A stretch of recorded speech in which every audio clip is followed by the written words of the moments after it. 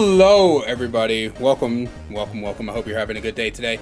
So, every so often, I like to get you guys involved in the content. I will make a community post every once in a while asking you guys to give me your opinions on a certain subject, and then I kind of scroll through and react to your opinions on that certain subject. And today, I ended up asking you guys, what are your favorite video game tropes and why? As always, I do sort by newest first and then scroll down to the bottom so that I could read from, so I can read you guys in order that you submitted them. This was actually really cool. We got a whole bunch of submissions within the first day or so. So it was cool to have you guys jumping on this train. So let's go ahead and jump right into what your favorite video game tropes are and whether or not I agree. Kodge says it's got to be the skills of characters like Nathan Drake or Lara Croft. How they manage to take out hordes of soldiers or bandits. Yeah, seemingly normal human beings who are able to just fucking run through one-man army their way through people it's incredibly funny. I'm not gonna deny that at all. I think it's honestly one of the funnier parts of video games. Yeah, no, definitely agree. Peck Disorder says, pretty basic choice in my opinion, but something I've always liked having is comedic relief character around. Even if the game doesn't revolve around silly funding random ass route, having a comedic relief character always feels like a nice touch. Two examples that come to mind are Ellis and Lewis from Left 4 Dead 2, or even Sans from Undertale. It's just nice to get a chuckle out of what the other characters in the story do, even if the game itself can take darker turns. I agree for the most part. I think probably one of my biggest issues is when they overdo the comedic relief character. A great example of this is Claptrap in Borderlands, the single most annoying NPC to ever exist in the world. When they try to overblow the comedy, that's when it really starts to become a problem. And I'm gonna be honest with you, even as somebody who loves comedy as much as I do, I've had so many issues with comedic characters just being vastly overdone to an absolutely absurd rate that just kind of pisses me off from time to time.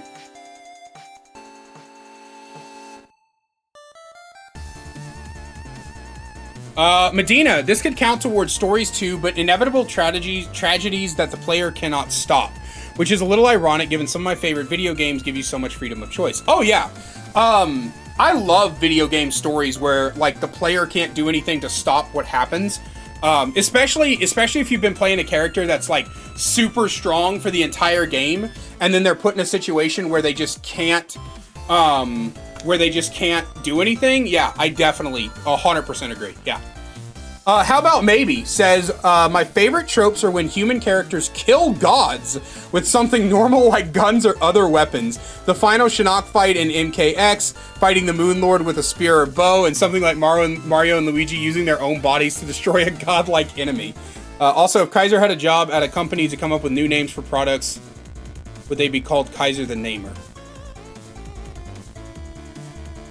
I think about banning you at least twice a day. Anyway, no, I do agree. I think that trope adds like a little bit of humor to what was otherwise be a pretty serious situation. It's always amusing when it's like, oh my god, this is the most powerful being to ever exist, and then you just pull out a fucking sniper rifle and you're, yeah, okay, most powerful being my ass.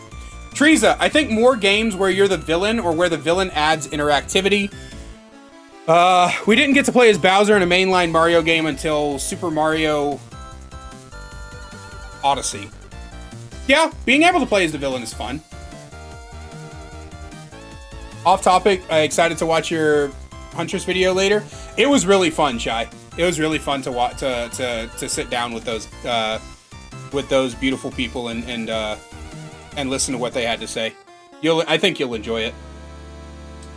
Delilah, it depends on the video game, but most of the time I love it when games randomly autosave followed by resource piles, and especially if you walk into a new room and nothing happens, but it looks like a boss fight is about to happen, like an arena or even a single spotlight. The common meme, you walk into a normal room, the game autosaves, and there's like 14 dozen pieces of ammo there. I'm about to get cooked. Yeah, no, that's a good one. That's a really good one. The Pimped Link, Funny, silly goofballs, just the best comic relief you can have, and then boom, turns out they're not someone you want to fuck with. Behind the smile is years worth of pain and suffering they hide to make their friends and comrades happy. Like Sans, Mirage, The Spot, and so on. Not always stronger, but can still hold a fight despite seeming like a goofy person. Your favorite character in Naruto was Toby, wasn't it? Nefara says when the game has a gun and a car. Okay, fair enough. Star raising. I love it when games are very referential to the fact that they are, in fact, video games. Favorite examples of this off the top of my head is that in Yakuza, Like a Dragon, the player character Kasuga is established to be a very big fan of video games, to the point where he sees life as one. In one of the first combat encounters after the prologue, Kasuga perceives the enemies to have transformed into beast-like weirdos because they appear as plain NPCs in the overworld and become enemies during the combat encounter. And when he tries to point it out, the other member of the party more or less says, "Dude, what the fuck are you talking about?" I do think that there is an underlying not underlying, but I do think that the comedic value out of fourth wall breaking is always a fun time. But video games have the specific ability to break the fourth wall by referring to themselves as a video game. So yeah, no, I definitely agree. I think that is honestly one of the better tropes out there for sure. The Puppeteer 2136. There are many that I can list, but I gotta go with what is likely an unexpected one, the darkest hour, or as I like to call it, the breaking point. Sometimes it's used for comedic moments, but most times it's used for tragic scenes. It's the moments where any sense of control or restraint is gone from a character and they become pure, unfiltered emotion. Be it a storm of tears, a ton of screams, or even just an angry rant. When somebody who's normally composed finally breaks down and lets all their emotions run wild and free. If you ask me, that breaking point humanizes characters. It shows that anyone can be vulnerable and nobody is immune to the simple things of feeling sad and angry. Everyone should let those feelings out, and the breaking point is almost always the most cathartic point in any story. Hopefully that all makes sense. No, it does. It does. I agree. It's a very good way to characterize your, well, characters. The Fake Burnett. When a boss becomes a normal enemy in the late game to show how far you've come. When powers, guns, equipments, etc. are all taken away and you have to play with the bare bones things for a level, help you appreciate what you had. Honestly, both very good points. I like the first one better. Like, if you fought, like, a boss in, like, you know, the earliest level, and then way later in the game, that boss just becomes a normal dude that you kick the shit out of. Yeah, no, it's a great way to show progression. Gummy Peach Rings, Gummy Daddy, Hag Daddy. My absolute favorite trope on video games is the trope where your mentor, teacher, or best friend at the start of the playthrough has been playing you for the entirety of the game's length, helping you and strengthening you just to betray you and use your special protagonist power to further their own agenda or evil deeds. Bonus points if their logic is for doing it for better than the greater good you've been working towards. Okay. No, I like that one too. You guys got some really good tropes here. I haven't really found any I strictly disagree with. Jacob says, I love going out of my way to find the wrong path just for the chance of an item at the end of it. Exploration is, I think exploration is one of those things that's very hard to do well. But when it is done well, it is great. Accidental exploration, I should say. I think accidental exploration is hard to do well. Friendly introvert. I love when there's a dog or cat or pet of any kind in a game and you're given the option to pet or interact with it. Anytime I find a new game with the cutest little gremlin and the option to pet it is there, you bet your ass I'm spamming the shit out of that button. This is the most friendly introvert comment I've ever read in my entire life. Like, out of the thousands of messages Friendly has sent to my Discord, my Twitch, left in my comments section, this is the most friendly introvert message I've ever read in my life. The final showdown with an eldritch horror in Kirby games. Always an adrenaline rush. Fair enough, Hux. Fair enough. Lewis's. The standard JRPG trope, you start off fighting bandits, maybe some corrupt monarch or an evil underground group, and somehow you end up fighting God, some interdimensional being or a massive force of galaxy-level destruction. Bayonetta did this, Bravely Default did this, many Final Fantasy games in some way. It's always fun to see how games shift from classic hero story to, wait, why do I hear boss music? Why is God approaching me? Why do I suddenly see a massive health bar? Why is reality breaking down around me? No, I again, man, the trope of the final boss just being God is hilarious. No, I 100% agree. William Afton, I love the boss fights. They are the peak of all games. Sometimes. I think sometimes games put too little effort into their boss fights.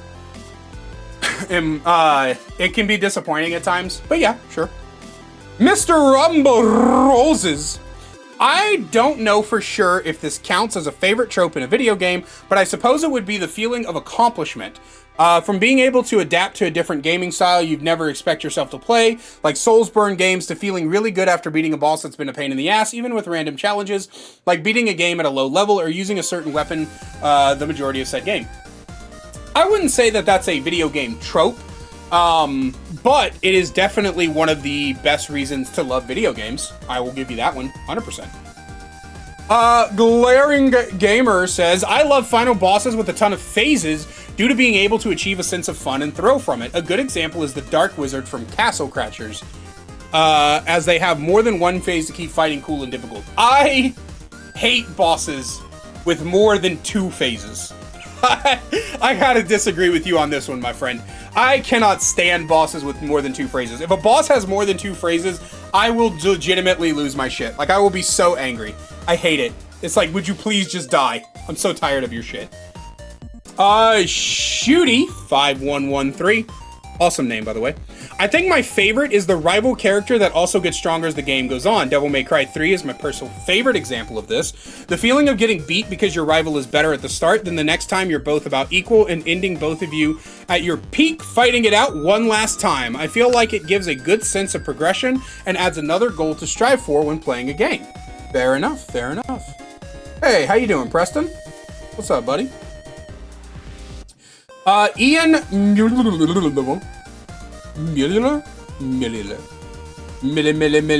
Okay, I'm sorry. Anytime a final boss is a final boss material, e.g. Sephiroth from Final Fantasy VII. What I mean by final boss material is that a final boss actually feels like a final boss main antagonist, like Bowser, a dinosaur turtle, that instead of actually trying to overthrow a kingdom, just kidnaps a single princess and always gets his ass kicked by a 5-foot plumber. I see what you're saying, but I don't see what you're saying at the same time. Does that make sense?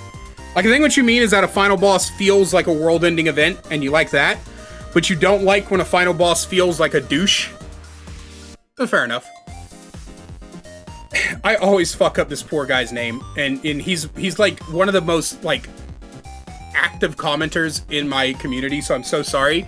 Ambien Man says, I think Red Dead Redemption 2 does it the best, but I like the emotional character development where you can create a strong bond with characters, then they suddenly get taken away or turned against you. Like I said, RDR2 is absolutely flawless for this. Yeah, no, I love the personal conflict that it creates when you build a connection to certain characters and then you have them just kind of ripped away from you and you have to go and get them, or you have to rescue them, you have to try to convince them of something. Yeah, definitely, 100%.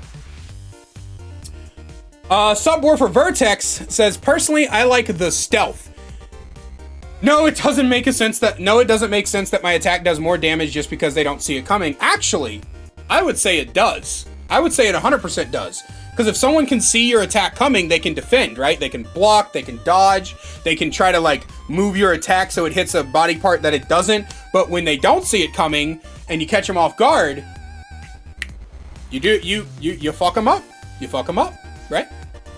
I even liked Assassin's Creed when those games had soul, but there's something very satisfying about clearing an entire room filled with enemies without being seen. Metal Gear Solid is a great example of this, and I can't wait for the new game that's coming out, but the best kind of stealth is the ones that makes the enemy feel like complete morons, like Skyrim and Fallout. When their partners get shot and their response is, I'll find out who did this, and then they go back to whatever they were doing, I can never get tired of that. However, games that force you to think while using stealth are also very good, because you actually feel like you've done something. Overall stealth in a video game can be very satisfying or very funny, but by the way, nice shoes, even if you even have shoes on, you could be reading this with no pants. That's the beauty of PNG Tuber. You guys actually don't know what I'm wearing right now. Masm says, my favorite tropes is one that is mainly horror games, mainly in horror games and movies. Oh, I'm sorry. Subwoofer Vertex. I do agree. I love stealth. My favorite gaming franchise of all time is Sly Cooper. Anyway, Masm. My favorite tropes is one that is mainly in horror games and movies. When a character closes a door behind them, out there watching a place, they just saw the monster and the camera pans to look at them, and either the monster is right behind them or it breaks through a window or wall. I find it cool and funny. Fair enough. I don't play enough horror games to really get you, give you a, I don't really play enough horror games to give you a true, agreement or disagreement with that one. Bot Whisperer, the broken reality, like playing Lara Croft who's having issues coming to terms with the possibility of killing people, yet once I take control, I'm scoring repeated, unrestrained headshots with a point arrow and ranking in a ginormous body count. You know what? Fair enough, fair enough. B-Man Mike, gotta be the classic trope in horror movies where the character loses.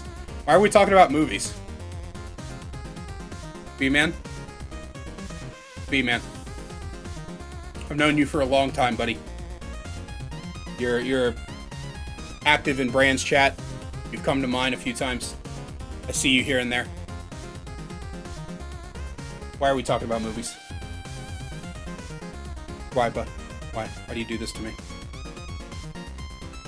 Why do you do this to me? The Phantom Safety Pin.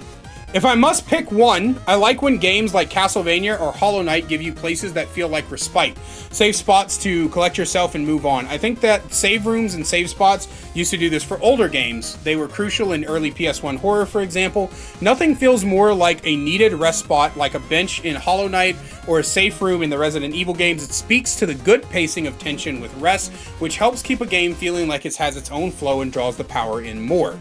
Not sure if this is a trope, but it is detail related to tropes surrounding game design.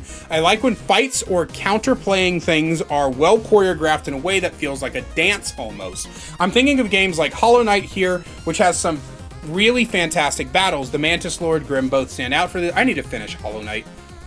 I played like an hour of it and then never played it again. I need to actually buy it. It was on my PlayStation, but I don't have that anymore. You can sort of see this in basic M1 Chase and Dead by Daylight against Good Survivors 2, when you're mind gaming each other around loops trying to outplay each other, which is the appeal of M1 killers. That must mind game for me personally. Yeah, I feel you. I like both of those things, generally speaking. I don't like M1 gameplay in Dead by Daylight, but I like both of those things. I agree with you, 100%. Psychotic Bear!